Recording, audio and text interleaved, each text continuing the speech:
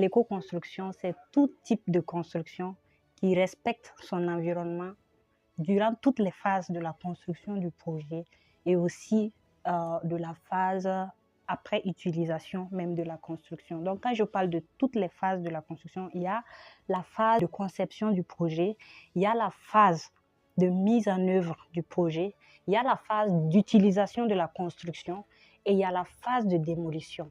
Donc, l'éco-construction, c'est une construction qui va respecter son environnement durant toutes ces phases de la construction d'un projet. Dans le contexte burkinabé, par exemple, nous avons plus de terre, donc nous avons la terre qu'on peut utiliser dans la construction.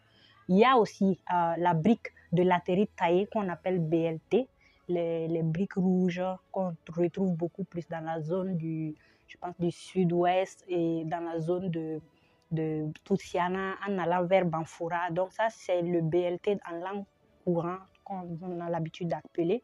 Il y a le bois comme matériau de construction locaux, bien vrai que le bois n'est pas aussi abondant au Burkina Faso, par exemple.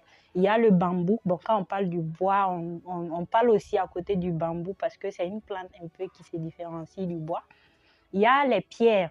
Donc, en ce qui concerne les pierres, il y en a plusieurs types. Par exemple, juste derrière moi, on va voir déjà 2 types de pierres qui sont là. Voilà, il y a ce type. Il y a aussi des pierres roulées. Voilà.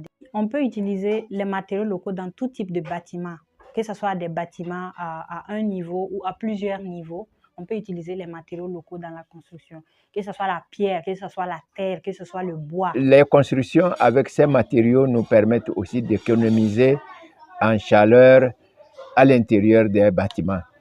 Et quand il fait chaud, le matériel de la terre, le bloc latéritique, reçoit la chaleur et maintenant, à l'intérieur, il y a une certaine fraîcheur.